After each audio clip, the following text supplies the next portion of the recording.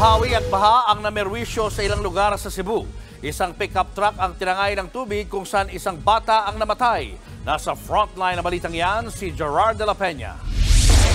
Inaanod ng malakas na ragasan ng tubig ang pickup truck sa Carmen, Cebu. Ilang oras silang stranded sa malaking bato sa may creek matapos tangayin ng tubig kahapon. Inabot ng gabi ang mga pasahero. Madilim, kaya maingat silang inaalis sa mga rescuer sa loob ng pickup. Meron pang mga pasaherong bata. Agad silang isinakay sa ambulansya para dalhin sa pagamutan. Sa 17 sakay ng pickup kabilang ang driver, 10 lang ang nasagip. 6 pa ang nawawala, habang isang bata ang patay. Galing sa isang pagtitipon sa barangay Lower na Timauan at pauwi na sana ang mga biktima sa barangay Kantukong. Pero nang dumaan sa spillway, inanod sila ng tubig dahil sa umapaw na tubig sa creek.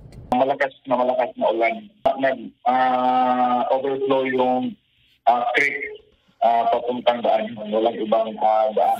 Naiuwi na sa kanilang bahay ang mga nakaligtas na pasahero. Naiangat na rin ang kanilang pick-up.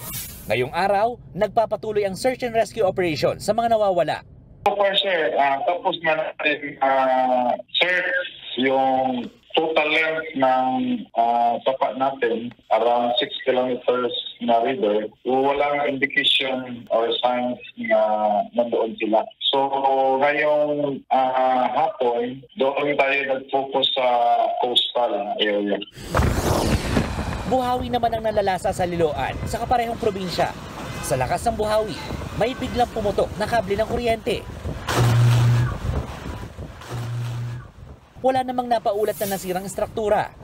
Thunderstorms ang nanalasa sa Cebu kahapon. At ngayong hapon, naglabas ulit ng thunderstorm advisory ang Pag-asa sa probinsya sa ilang bahagi ng Danau City at bayan ng Carmen.